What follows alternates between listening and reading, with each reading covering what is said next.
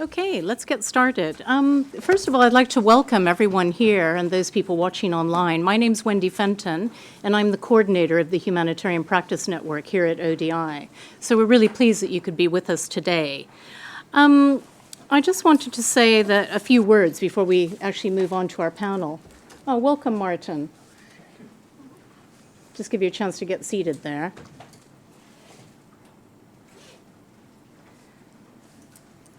Today's event is entitled Accountability, What Do Crisis-Affected People Think? And I guess for the last 2 decades, humanitarian agencies have actually aspired to be more accountable to people affected by crises. And in 1996, I'm glad to see John Borton here because John led the joint evaluation of emergency assistance to Rwanda, which was conducted in 1996, or was published in 1996. And that clearly recommended that agencies strengthen their systems to be accountable to recipients of assistance. And however, despite the establishment subsequently of a number of good initiatives, such as the Humanitarian Accountability Project, SPHERE, People in Aid, URD, and many others, progress has been rather limited. But recent commitments to improving accountability to affected people, or AAP, as we're probably going to be saying over and over again today for lack of a better acronym, these commitments by the Interagency Standing Committee, the formation of the Communicating with Disaster-Affected Communities, the CDAC network, and Rachel Houghton is also with us today, who leads that, and the launch of most recently of the core humanitarian standard on quality and accountability have sought to accelerate what has been a rather frustratingly slow process and turn some of these commitments into action on the ground. So these commitments have been put to the test in recent crises, such as the response to the devastation caused by Typhoon Haiyan in the Philippines and Ebola in West Africa. And so during today's event, we want to explore how well international humanitarian agencies actually put their pledges into action and actually engage differently with affected people. And we'll be discussing what affected people think of accountability efforts and comparing their perspectives with those of the agencies who are actually implementing these initiatives. We'll also be looking at the factors that hindered or helped agencies to put accountability at the center of their work. And finally, we're going to examine how the experience and learning from using collective approaches and other new innovations and ideas or new ways of working have the potential to inform the World Humanitarian Summit, which is going to be held in May 2016 in Istanbul. First, before we actually hand over to our panelists and I introduce them, just a couple of housekeeping things. The event hashtag, I think as you can see up here, is hashtag AAP, the dreaded acronym.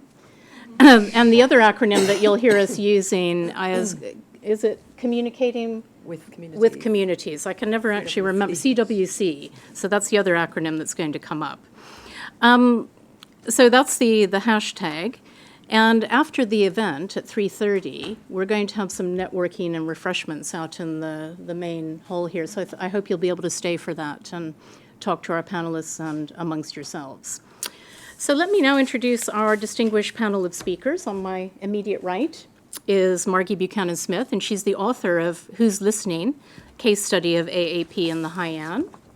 And you have the briefing paper related to this report on your seats, I believe, and there are more copies in the hallway. Margie is a senior research associate with HPG here at the Overseas Development Institute, and she's been involved in the humanitarian aid sector for almost 30 years. She's also a visiting fellow at the Feinstein International Center at Tufts University, and I think most of you here will know Margie. Dr. Jonathan Corpus-Ong, who's on my far right, is the author of Obliged to be Grateful, How Local Communities Experienced Humanitarian Action in the Haiyan Response. He's also a lecturer in media and communications at the University of Leicester, and he's previously worked at the University of Cambridge, Hong Kong Baptist University, and Ateneo de Manila University. I probably mangled that. And Jonathan is currently co-investigator to the ESRC-funded Humanitarian Technologies Project. And this is an 18-month ethnography on the uses of communication technologies in disaster recovery in the wake of the typhoon. And last but not least, on my immediate left is Nicholas Van Praag, who is the Ground Truth Program Head at Keystone. And Keystone aims to complete the cycle of accountability in humanitarian operations by bridging the gap between listening to beneficiaries and taking action to improve aid effectiveness. And his career spans many years of humanitarian development work at the UN, the World Bank, and the Aga Khan Development Network. And we're going to start off, welcome anyway to all of our speakers, and we're going to start off with Margie and Jonathan giving a presentation on the work in the Philippines. Great. Thank you very much, Wendy. And thanks for this opportunity, thanks to HPN for the opportunity to present the findings of our work in the Philippines. And I should say that what the research findings that we're presenting, they're part of the Pamati Kita project, which was a consortium between Plan International, IOM, and World Vision, funded by DFID. I'm looking that direction because I think DFID people are sitting down there. And so this research was part of a common services project that was funded by DFID. So, as Wendy said, and as many of you are aware, the progress that humanitarian agencies have made in being accountable to affected people has been far from what we'd like to see over the years, despite the many initiatives, particularly since the mid-1990s. And in fact, it was an ALNAP report last year that looked at community engagement, rhetoric or reality, that actually concluded crisis-affected people often perceive their engagement in the humanitarian assistance they receive as poor and not meaningful. So in the Haiyan response, it's sometimes been called the most AAP intensive response to date. And that really is a reflection of the efforts that agencies put into trying to be accountable to affected people in an apparently conducive context. So it's a natural disaster, it's a middle-income country with a highly literate population, reasonably good infrastructure. And that led somebody, an experienced aid worker, to say, as you can see on the slide, if we can't be more accountable to affected people in the Haiyan response, then when can we be? So what did the agencies do? Well, most international agencies had a suite of feedback mechanisms, ranging from hotlines to suggestion boxes to carrying out community consultations. And there were also some collective efforts to promote accountability. So OCHA deployed an AAP coordinator very early in the response. There were AAP and CWC working groups. There was the Pamati Kita Common Services Project. And many of the larger agencies had computerized databases where they were collecting and analyzing their feedback. So what we set out to do in our research is to really explore how affected people experience these AAP efforts and to compare their perspectives, with the perspectives of the agencies themselves. We had an opportunity to do that with an independent team led by Jonathan Ong, a team of sociologists in the Philippines, and I think that was really important, that it was an independent team, independent of the agencies. And we also investigated where some agencies had been very effective in mainstreaming AAP, then what were some of the factors that made that possible and that perhaps hindered other agencies from being fully accountable. That's all I'm going to say by way of introduction, but let me hand over to Jonathan, who's going to take us through some of the perspectives of the affected people themselves. Okay, thank you, Maggie. So the fieldwork that I led with affected communities took us to 4 different areas: Rojas, Estancia, Bantayan, and Tacloban, 4 areas affected by Haiyan, and they all represent areas which were recovering from disaster in very different ways. So some were more urban populations, some were more rural populations. And we also took into account not just area differences, but also demographic differences. So we looked into differences according to age, class, gender, and sexuality of our affected communities. And we interviewed a total of 221 respondents in these 22 villages in these 4 areas. So we were trying to be inclusive in our approach. So we interviewed people who were not just the direct beneficiaries of interventions, but also the community at large, and trying to understand how agencies communicated with the entire community. So people who were excluded from interventions, we also interviewed them, and people who were not the priority groups of the agencies. So we use a combination of focus group interviews and individual interviews, and our approach was very much qualitative and bottom-up. So we did it in the spirit of a listening project where we allowed the perspectives of participants, the issues they held important, to come to the fore. Before we present our findings, however, we want to understand first and give you a much broader context of Filipino culture and Filipino village cultures. Because one of the arguments that we make in our report is that we understand the cumulative impact of interventions by understanding the differences of Filipino village cultures, differences first in terms of concerns and political cultures in the village, as well as shared social norms and moral norms in these Filipino villages, or locally known as the barangay. So the reason we did this, that we began our report with this more anthropological and historical take on Filipino village cultures, is that we found during fieldwork that the village was very much central in how people experienced the aid process. So whether they had a more positive or negative experience was very much dependent on, first, which agencies were present in the villages. So no two villages were actually exposed to the same set of agencies and interventions. And at the same time, with the existing political structures and local leaders that were leading the barangays. So whether these barangay leaders were facilitating feedback and a good relationship with agencies, or were hindering communities from expressing critical feedback to the agencies, it was very much dependent on the qualities of local leaders present. So at the same time, we tried to highlight in our report very much shared experiences across these villages. So first, the idea that the village is an extension of the family and that Filipinos have shared identities. So we highlight this as very central because it impacts very much on how people experience interventions. First, this culture of mutual sharing and cooperation among communities, but it could also manifest in more negative ways in the very intense gossip cultures in these local villages. So how people kept tabs as to who was receiving aid and who was not receiving aid, especially in interventions that were very much targeted to some people in the community while excluding others. The second theme that we try to emphasize is the moral norm of utang na loob, or debt of gratitude, which guides Filipino social relations. And there's a lot of anthropological and historical work on debt of gratitude, that people feel obliged to reciprocate, and especially for people who have extended help and people who have gone beyond the norms of typical kin relationships and expectations. So our project actually identifies two central tensions in how people experience humanitarian relief efforts. First is how do people give feedback to people whom they owe a debt of gratitude? And number two, is it culturally appropriate to conduct targeting of aid within these barangays, within these incredibly tight-knit village cultures and communities?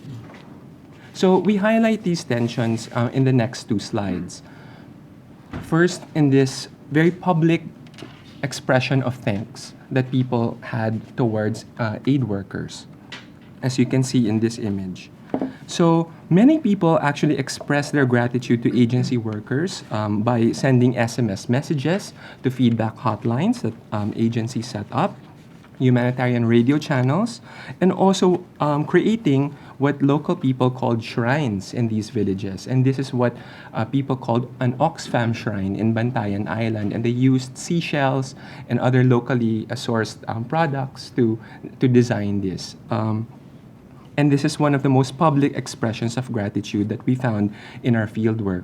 And just to illustrate that with this quotation from one of our participants, Foreigners have no obligation to help us. Our government, yes, but them, no. I'd be embarrassed to complain to them because they've already done so much help. So these cultural expectations that one should be grateful towards participants is something that we found consistent among the different villages that we visited. But at the same time, there was great resentment towards some agency practices. And the most controversial practice that people were very resentful towards was on targeting. How some people were prioritized by agencies based on predetermined criteria based on need, while excluding others in the villages. So agency workers would enter villages but only distribute to the neediest according to their criteria. So as mentioned, people considered their neighbors as extended kin, and people felt intense neighbor envy and status anxiety as a result of the new inequalities created by targeting. Some people would even use SMS feedback mechanisms to report on neighbors whom they considered as undeserving of aid. And common across the villages were people saying that they prefer distribution where everybody would get a little something. And Maggie will explain later on how agencies actually picked up on this but failed to adequately respond to this issue. So on now to differences and the diverse experiences that people had. So first, on demographic differences. So we interviewed people according to different groups: women, men, middle class, elderly, young people, and LGBT groups. And later on during question time, I'd be happy to discuss how each of these groups experience them differently. But for now, let me focus on livelihood sector differences that we identified in one of the areas where the Philippines as an archipelago, perhaps quite known for many fishing communities, there were quite a lot of targeted interventions intended for fisherfolk.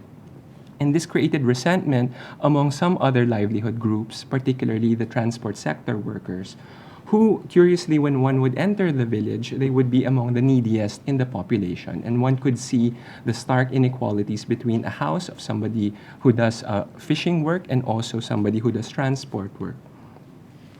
And these transport workers communicated their exclusion and requested for interventions, but were also not adequately responded to. And Maggie would pick this up when she discusses the agency perspective. Another issue of exclusion relates to area differences. And one of the examples that we had was how an entire area was excluded from agency interventions, even though agencies had used this city as their headquarters to coordinate relief in the region. So because of the structural dynamics of Rojas City, it was very accessible. They were able to source the relief goods here and also distribute from Rojas City. So urban poor populations who also experienced loss and damage to their houses from Haiyan did not receive any form of intervention and had this to say: "It was heartbreaking. They would drive past us and wave at us from their trucks headed for other areas, but they don't stop to come here." And one of the themes that we identify in our report is how agencies could have improved communication with excluded sectors and not just with their direct beneficiaries.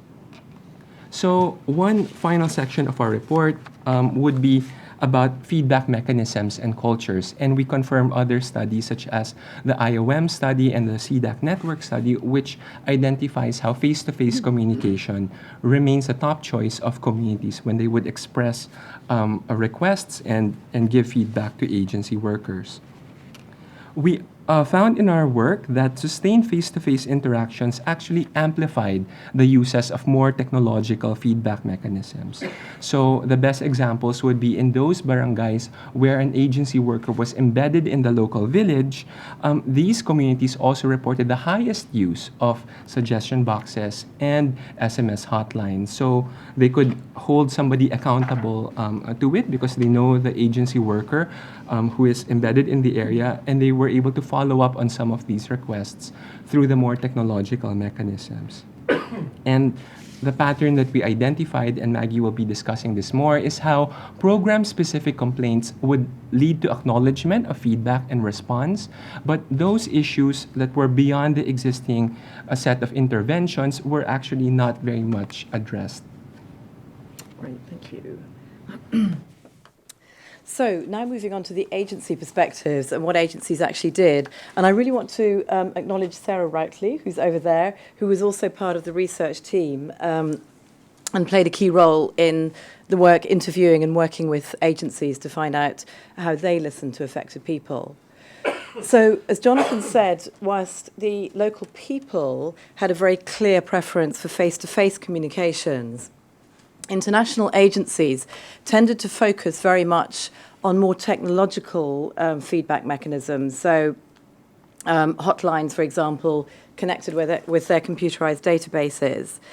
And there was definitely some innovative use of technology. So, for example, the use of PDAs for surveying and these computerized databases. But agencies did struggle to capture some of the richness of what was coming through in the face-to-face communications, whether it was community consultations or in daily conversations between staff and communities. The agencies were a little bit more oriented to addressing individual concerns through these feedback mechanisms, although we were quite surprised how little disaggregation of data there was in terms of the feedback data that they were getting. There was very little disaggregation in terms of whether it was men, women, older people, younger people, etc. So that's a very obvious area for improvement.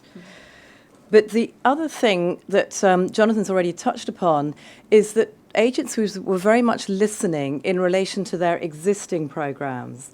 So they were really asking the question, are we doing things right, rather than the question, are we doing the right things? So they were listening very much to their existing beneficiaries and their would-be beneficiaries, but they weren't really casting the net very wide.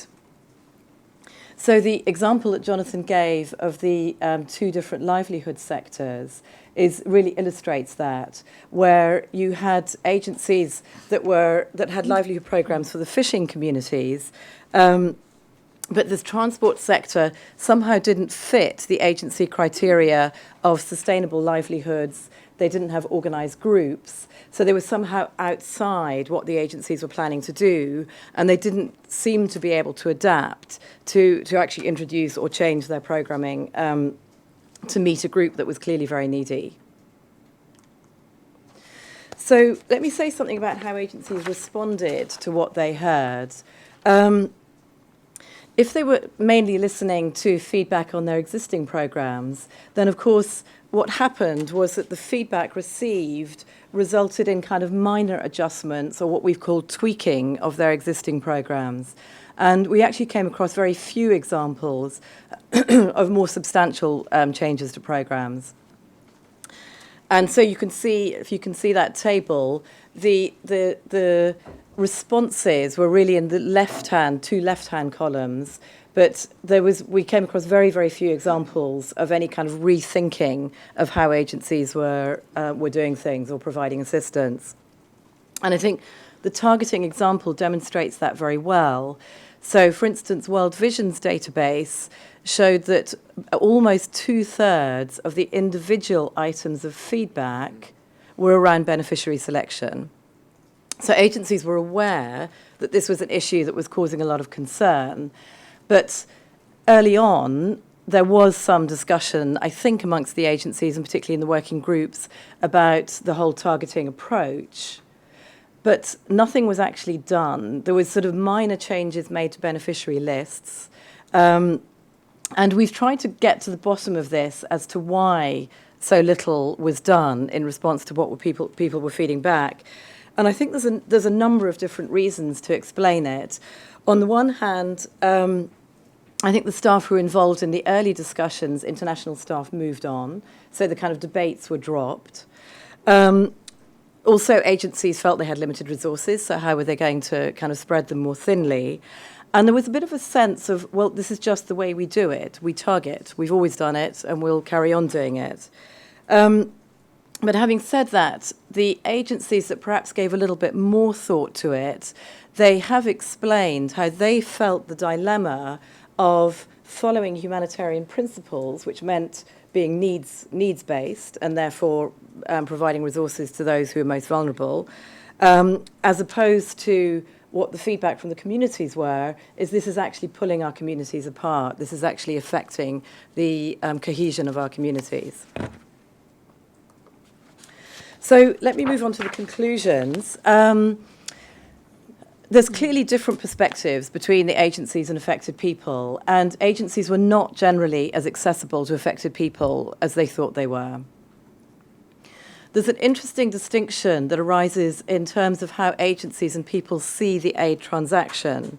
So agencies, and we're talking really about the large international agencies, approach this in a much more westernized way, where they see themselves as service providers to individual vulnerable households. It's somehow analogous to the commercial relationship between a service provider and an assertive consumer, where they can feed back, tell you what they don't like. Local people, in contrast, describe their more positive experiences of relationships with agencies in language to do with family and friendship. They talked about agencies being like family, agency staff being like brothers and sisters. So there was a kind of mismatch. And interestingly, the Tzu Chi Foundation, the Buddhist Taiwanese foundation, which was one of the most popular agencies, at least in Tacloban, they used a very different language of love, care, and compassion, which somehow sits rather starkly with our rather bureaucratic language of accountability and complaints mechanisms. What made the difference between the agencies that really seemed to mainstream AAP and those that didn't? Let me just go over these quite quickly. Leadership, absolutely critical. Senior leadership that placed affected people right at the heart of the programme. Secondly, establishing an AAP mindset right from the outset of the programme. So, for instance, deploying humanitarian accountability officers right at the beginning, and having dedicated AAP units and AAP staff, particularly separate from monitoring and evaluation where this was possible. Monitoring and evaluation tends to be very donor-oriented, and I think an agency like World Vision, and this is one that we looked at in a lot of detail because they had been more effective in mainstreaming AAP, they really valued the fact that they had a team that was separate from their M&E team. I could say more about the value of collective efforts, but I think I'll come on to that in the question session in the interest of time. So now moving on to the implications of our findings. Well, first of all, we suggest that there's a need to find more appropriate terminology. As lots of people here in the room will be aware, accountability is a very difficult term to translate beyond the English language. And we think maybe the terminology of community engagement, which I think is increasingly being used by OCHA staff, is more appropriate. It somehow more intuitively captures issues of dialogue, relationship building, and it's perhaps slightly less clinical than the sort of accountability which gets reduced to feedback mechanisms. And so that relates to the second point, where we really think that our findings show there's a need to move beyond feedback mechanisms to look at accountability much more in terms of building relationships. And again, that's very much based on what people were feeding back to us. I think our research demonstrates the value of really understanding the cultural context. Clearly, AAP cannot be blueprinted from one crisis to another. And we also think there's real value in commissioning independent third-party bodies to listen to affected people in humanitarian crises. So in many ways, that's what Jonathan and his team provided in this research. And the fact that they weren't part of the humanitarian sector, they weren't linked to any humanitarian agency, I think meant that they were able to listen in a very different way. Now, interestingly, this recommendation is not a new recommendation. It actually goes back to 1996, and it was one of the recommendations that John Borton and his team made in the multi-agency Rwanda evaluation. But we haven't done it yet. The next point, we think there needs to be a reorientation of the incentive system that humanitarian agencies work to. And, you know, we need to be realistic about the power dynamics. At the moment, the power very much sits with funders. Accountability to funders kind of tends to override everything else. And so there's a key role for donors and funders and even for organisational headquarters to play. So we think, for instance, that they could incentivise agencies by asking them to feed back much more clearly on the views and the perspectives of affected people, being prepared to budget for community consultations, community engagement, and also perhaps being more flexible in their grants and their contracts so that agencies can adapt their programmes as they hear back from agencies that perhaps what was originally planned is no longer appropriate. And then finally, but very importantly, the senior leadership is absolutely key to make sure that accountability remains centre stage. Let me stop there. Thanks very much, Margie. And we'll carry on with discussion during the question and answer session. Now I'd like to turn to Nicholas. Sorry. Thanks. Nicholas, who's going to talk about ground truth's experience in West Africa. Great. Thanks very much, Wendy. This is, I'm just going to give you basically some data from the work that we've been doing in Sierra Leone over the last 5 or 6 months. And we wouldn't be doing this without Andy Wheatley, who's somewhere in the audience, who has been incredibly supportive, Andy Wheatley at DFID, who's supported most of the innovative new initiatives coming out of DFID on the accountability front. So we just going to go back to that slide. We practice, or we put into practice a methodology which actually Keystone Accountability, under my colleague David Bonbright, who's also here, has developed over the last few years, which is really a kind of mix of a participatory approach to development mixed with a sort of customer service perspective. And the particularities of it are that we ask very few questions and we ask them often. So you're able to track the way people's views evolve over time. And the goal, of course, is to incorporate those views into the way programs are, if not designed, because the whole design process is a complicated one, at least can feed into mid-course correction once programs are already underway. Of course, in Sierra Leone, it was very difficult to do what we just heard about, which was to have face-to-face interaction with people because the dangers of contracting or transmitting the disease were such that you couldn't really do that. So we had to work with alternative approaches. The affected people, or the people who are at risk in a place like Sierra Leone where we were working, want answers that want to have questions asked them which are going to improve the response. And the people who are working in the response want to see questions asked that will help them do a better job. And it was quite interesting. We were, I think our agreement with DFID was signed in October on the back of a bigger project which was being implemented by Plan International. And a week or so later, we were in Sierra Leone and we began collecting data very, very quickly. And the British military were very much to the fore in the operation at that time. And it was instructive to work with them because they were very keen to get questions that were actionable.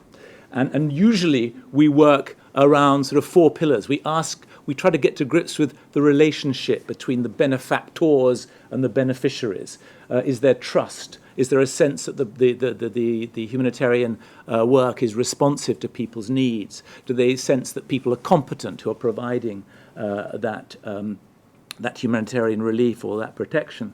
We also try and look at people's sense of agency, their ability to pull their own weight, to find solutions themselves. We look at people's view of the quality of services, the relevance of services, and finally we try to look at outcomes, what's going to happen down the road, through the perspective of people in real time. So those are the kinds of building blocks that we're looking at. In Sierra Leone, we were looking at trying to look at what are the drivers of people's behaviours, and how to better communicate, how to find out what was going on inside people's heads.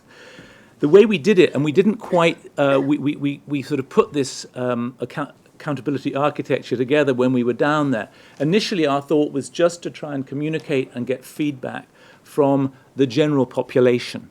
But we very quickly added a second strand, which I think has proven to be very useful, and we're going to do the same in Nepal, where we're starting to work shortly, which is to get very frequent data back from frontline workers, who are all staff of international organizations or local ministries, all of whom speak the language, know what's going on. And so we had two separate data streams, one from a representative sample of the general population using SMS. We have a 5-question survey of people across the country, 95% confidence interval, so pretty accurate data. And then we had 326 frontline workers working for Plan International, Save the Children, IRC, the Ministry of Health, and others. And we would call those 316 workers every 2 weeks. For them, we had 10 questions. And so I'm going to quickly go through, with that background, just some of these questions. So Here is this was an important question. This is asked of frontline workers, and the question is, does the fear of stigmatization make people reluctant to report cases?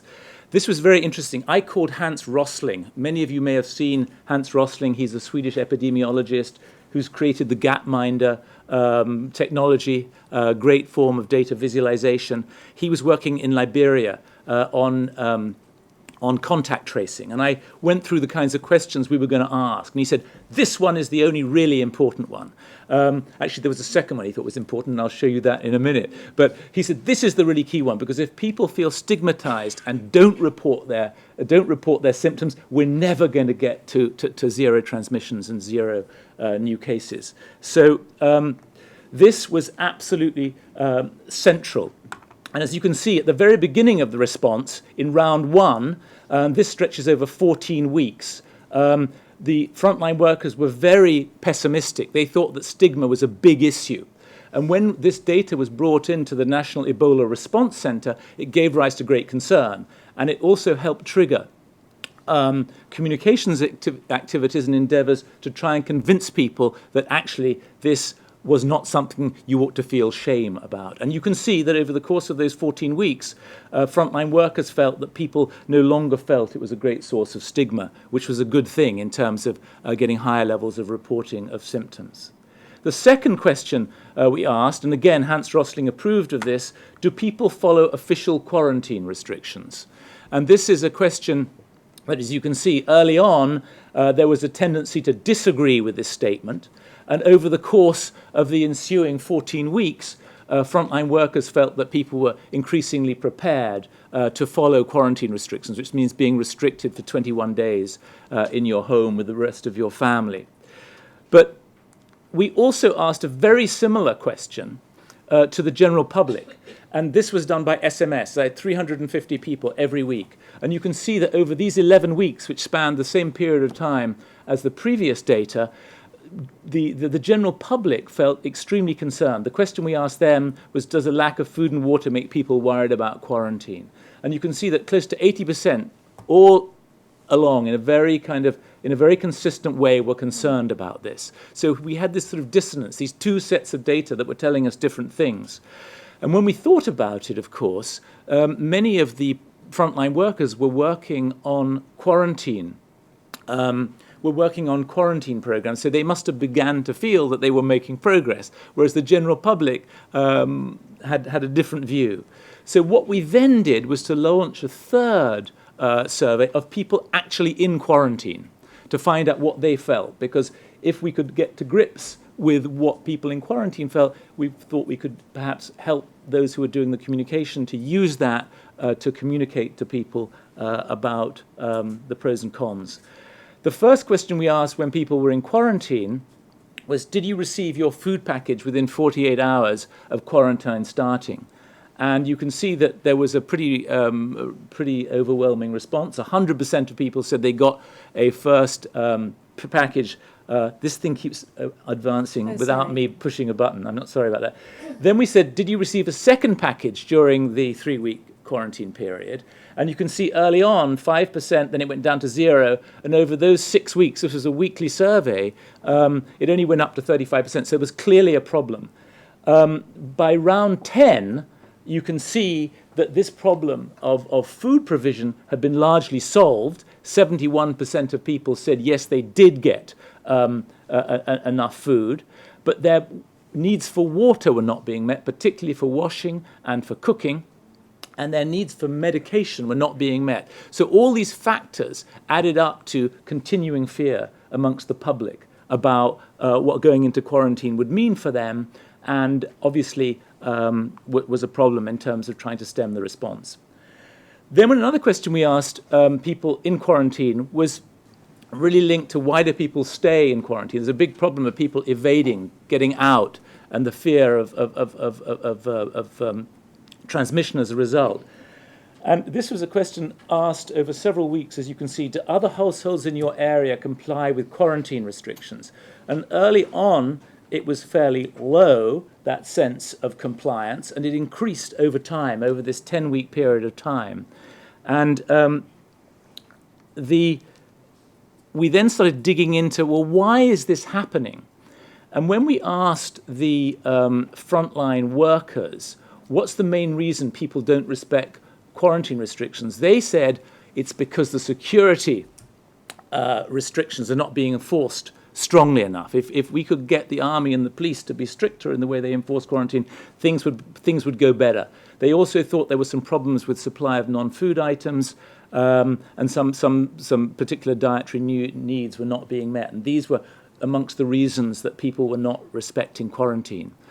And then when we asked the same question of people in quarantine, what makes people stay in quarantine, they said overwhelmingly, it's about helping the community. We recognize that we need to stay in quarantine. So this was actually super interesting in terms of communication, because it was all about reinforcing a message that people already felt within themselves, rather than sort of piling on the security apparatus. It's very interesting, actually, because the quarantine system worked much better in Liberia than it did in Sierra Leone, where there was much more focus on community-based efforts and much less focus on enforcement. This is some recent data. The last data point actually comes from just this last weekend. Do you feel safe sending your children back to school? Initially, people were very concerned, and over time, again, as a result of very strong communication effort based on this data, they've begun to feel, now 60% this last weekend, to say they feel happy of their children going back to school. Many of the schools were used as Ebola treatment centers, so people were very concerned about their children going back into school and then being amongst many other people, which was, of course, their concern about transmission. But I think this data has helped drive a communications campaign which has made that less of a problem. This is a question we were asking from the very beginning. Overall, and we asked frontline workers and we asked the general public, overall, is the Ebola response making progress against the spread of the disease? This is a kind of typical outcomes question. And then you can see that people have been increasingly optimistic over these last 5 months about progress being made. But then this was just perceptual data. So what did it really mean? And then what we did was to overlay the number of confirmed cases each week collected by the World Health Organization. And you can see it's absolutely fascinating, because this perceptual data almost exactly mirrors the sort of epidemiology of the disease. So people are pretty tuned in to what's going on, even if they didn't have this data available to them. So I think this was actually a really interesting piece of data, or a mix of data, an overlay of data, which helped convince people that actually perceptual data can be extremely valuable as you think through what exactly it is that you're doing. So I just to finish off, one of the challenges we faced was we have this perceptual data from the overall population, but as the disease began to focus on smaller and smaller, or fewer and fewer provinces in the country, this overarching data on the whole country was much less useful. And I think that's a sign that I should stop. And so this is the challenge using SMS, because if you're trying to get a representative sample and you're honing in on fairly small chunks of the country, this becomes a problem. One of the strengths, I think, of this approach, particularly in the context of the Ebola response, and I'm sure it will be the same in other multi-agency situations, it's really important to provide graphics and a story that goes with those graphics so you can present them at the weekly coordination meeting and people kind of really get what's going on. The second thing was that initially we presented the data and we thought the data told the story, and we discovered that unless you actually add recommendations to the data, people don't reflect on it enough. They just say, they kind of have an aha moment. But if you make recommendations, they tend to agree or disagree with your recommendations, which is a useful sort of deliberative process in itself. So what we did, because we were doing this so frequently, we had a number of pillar questions, like, do you think we're making progress against the spread of the disease? But we also would retire some questions and bring new questions in as the situation changed over time. So one question we've been asking was, are you concerned about harassment at the checkpoints, which were set up to stop people moving around the country? And people were very concerned about harassment at checkpoints. When the checkpoints were lifted because the progress is being made against the disease, we retired that question and put in a question about gender-based violence, which is becoming and remains a very, very big issue. So you keep certain pillar questions in and you retire others. Finally, the biggest challenge, of course, in all of this, and we saw this in the presentation on the Philippines, is how do you get people to go from understanding what people think and what's going on to actually taking action on it. And that remains a big problem. We saw some areas where people took action and others where that happened in a less persuasive way.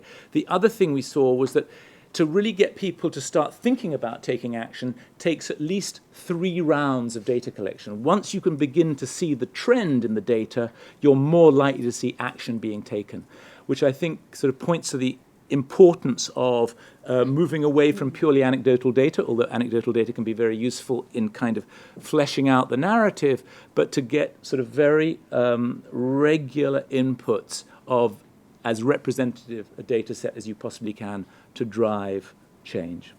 Thank you very much, Nicholas. Very interesting presentations by everyone.